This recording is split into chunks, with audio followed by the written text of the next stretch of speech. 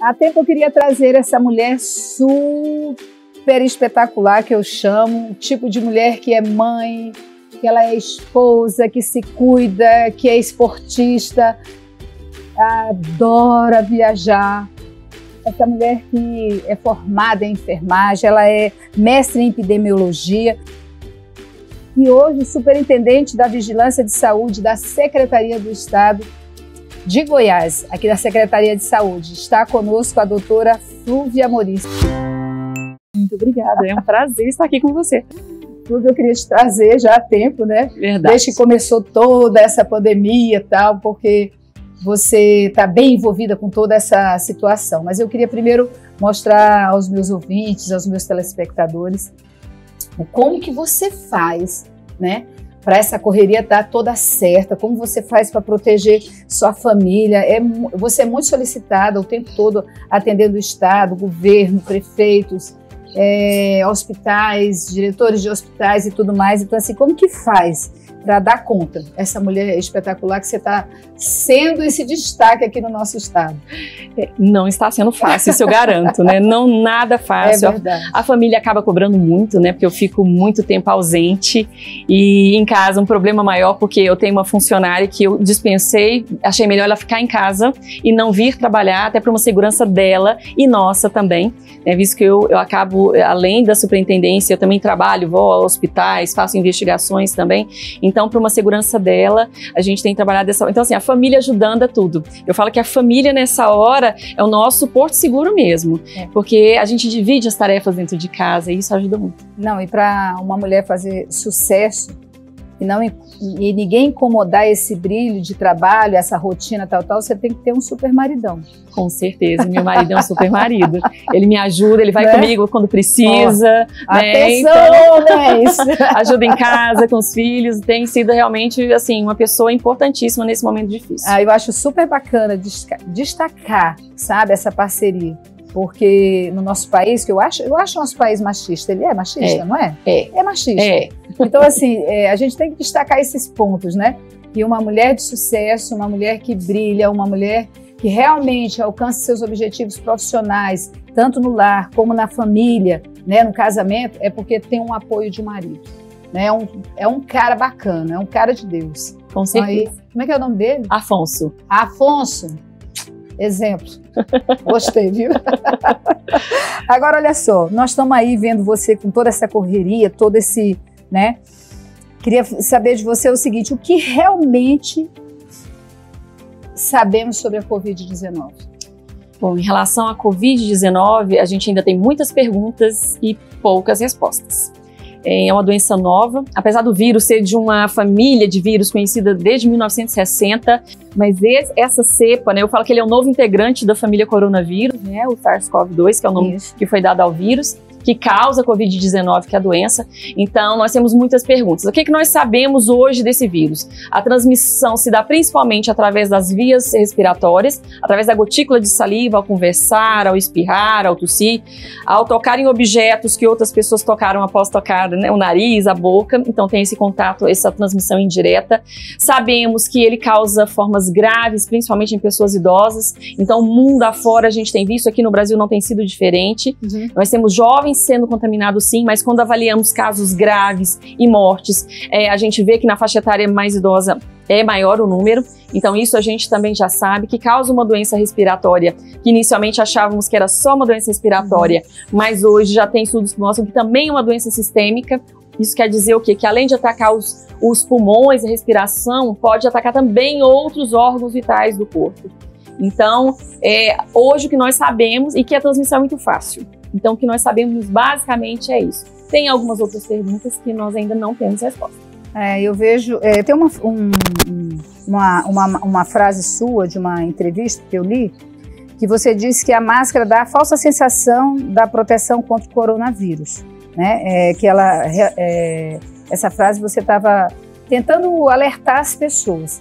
Eu quero que tu dê uma explicação sobre isso, mas me diga também se a gente tem toda essa preocupação de cobrir boca e nariz por causa de secreção, por que ainda não direcionaram a população a usar uma proteção ocular?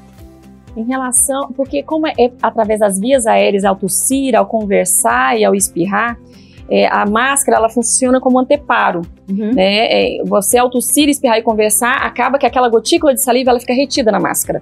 Então, é uma proteção, a barreira mecânica, vamos dizer assim. E quando eu falo que dá a falsa sensação de proteção, porque às vezes as pessoas acham que só usando máscara tá tudo resolvido. E não é bem assim. Porque às vezes ela tá de máscara, mas ela toca numa maçaneta, ela toca num corrimão de uma escada e coça o olho. É isso que eu tô falando. Não adiantou. Mas aí está nas mãos. Né? Aí, além da máscara, sempre higienizar as mãos, ou com água e sabão, ou com álcool gel. Mas usar esse... eu tô em Belém, lá no Pará, eu tenho empresas lá, e os meus funcionários lá estão correndo risco, porque o contágio lá está muito grande. Então, nós já providenciamos também, por exemplo, a proteção ocular no trabalho. Por isso que eu estou trazendo à tona. Porque evita também de levar as mãos aos olhos, né? Passar, porque a gente passa mesmo. É automático. É um cotidiano.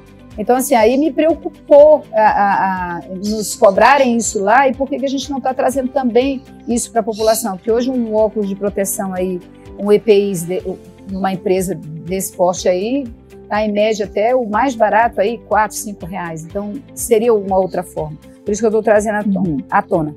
A outra coisa que eu quero te perguntar é como que vocês estão identificando a Covid das demais doenças respiratórias, como H1N1, que causa quase os mesmos sintomas.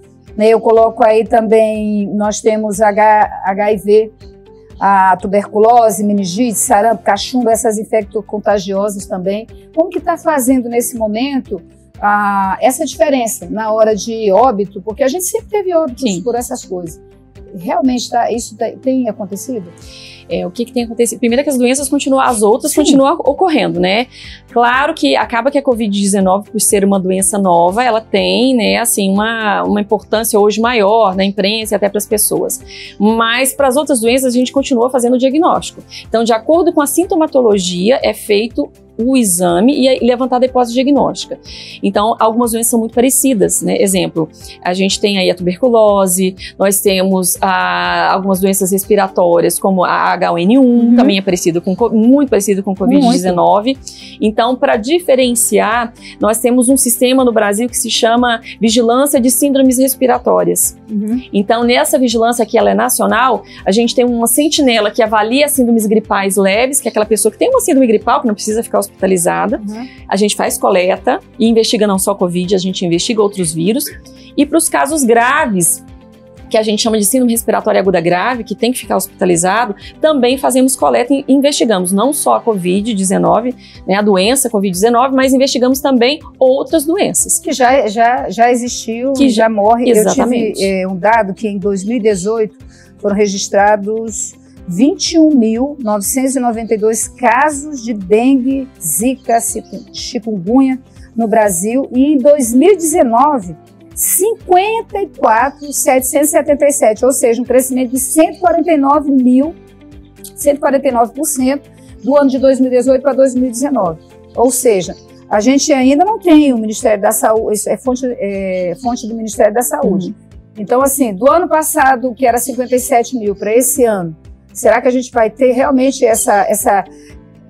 esse cálculo, ou vai todo mundo para conta da Covid? Olha, a minha experiência em epidemiologia de doença transmissível, né, eu trabalhei isso há 21 anos. Então, passei por várias epidemias. Passei por epidemias de dengue, epidemias de H1N1, né, zika, chikungunya. E o que a gente vê é que quando você tem uma doença em destaque, né, por algum motivo, tende as outras a diminuírem. Principalmente quando essas doenças têm sintomas muito parecidos. E aí cabe às investigações, às vigilâncias epidemiológicas municipais, do Estado, tentar diferenciar uma coisa da outra. Antes da Covid entrar aqui, né, no estado de Goiás, a gente já vinha acompanhando o dengue e a gente já tinha visto um decréscimo no número de casos, de cerca de 34%. Então, esse ano, já no começo, que seria o período crítico, janeiro, né, que é verão, a gente já tinha visto uma redução antes da Covid. Então, houve uma redução maior ainda pós-Covid, mas a gente tem avaliado para saber se tem casos de dengue passando por Covid. Por quê? Ela fala, mas dengue tem um sintoma tão diferente, né? Mas em uma parte da doença dengue, os sintomas são parecidos. Então tem uma dengue que é mais complicada, que ela desenvolve um problema respiratório que pode ser confundido com Covid. E aí entra a investigação e a importância das vigilâncias. Há profissionais, eu ouvi isso de profissionais, tá? Que falou para mim o seguinte, que hoje não está acontecendo serviço de necrópsia no Brasil.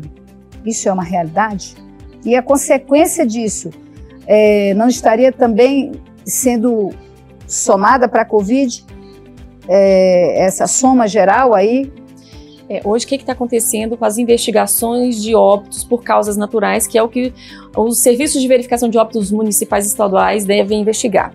Devido ao risco que o profissional que faz a necrópsia, seja o médico, seja o técnico de necrópsia, tem ao abrir um cadáver, né, o risco de contaminação, existe um protocolo do Ministério da Saúde que fala que essas necrópsias só devem ser realizadas em locais que têm nível de segurança 3. Hoje nós temos 2 locais no país, que é São Paulo e Pernambuco, se eu não estou enganada.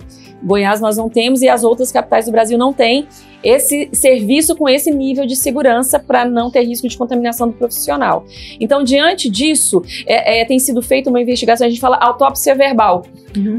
O médico do serviço de verificação conversa com o médico que está encaminhando o cadáver para avaliar e tentar coletar o máximo de amostras possíveis, né, antes do sepultamento, né, mas amostras onde não são abertos o corpo. Eu coleto sangue, coleto suave para verificar. Então, tem sido feito dessa forma.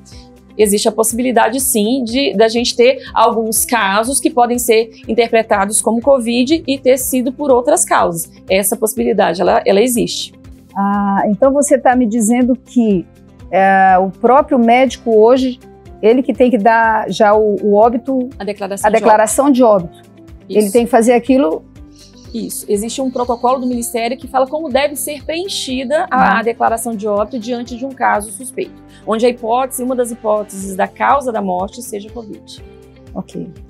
Tem muita pergunta para a gente fazer, tem muita dúvida para tirar e eu quero convidar você que está aí assistindo a continuar nos assistindo no próximo programa, porque vai ter mais, para a gente poder ficar bem informado nesse momento que você, toda a sua família precisa realmente ficar ligado nesse momento de pandemia.